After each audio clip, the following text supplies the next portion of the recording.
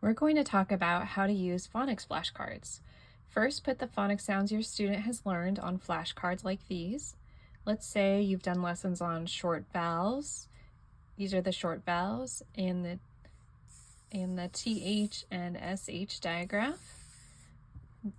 Let's say your student is learning the CH and TCH digraph. So notice the child is reviewing these sounds and learning these sounds. Now, oftentimes a student at this level has a couple of letter sounds they need to review.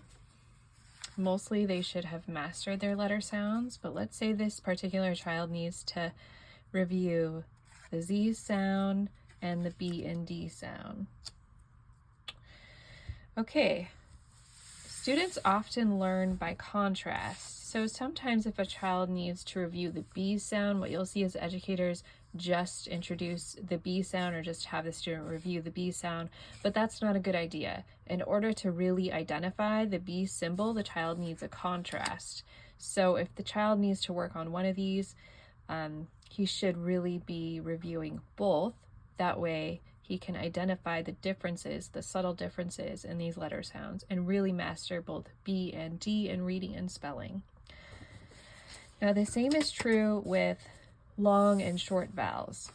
So let's say you want to introduce the long vowels A. Well, that means you should also include the short vowel A. That way the child has a contrast. He can contrast the short A with the long A.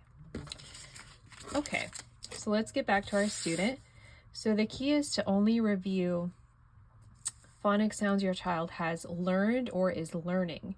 You don't introduce them all at once. You introduce them slowly over time and one at a time. This gives your student a chance to learn and master the phonics sounds. The activity is very simple. It goes like this.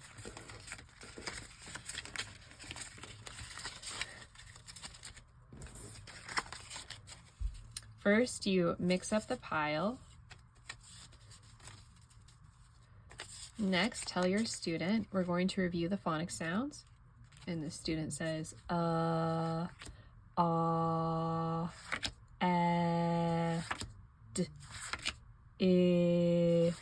I, ch, b, and th, z, sh, ch.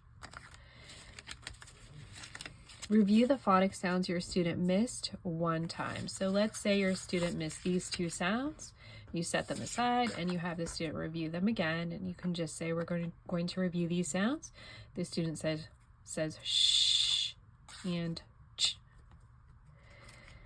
This is one of the simplest, easiest, and most effective phonics activities. So go ahead and create phonics flashcards for your student today.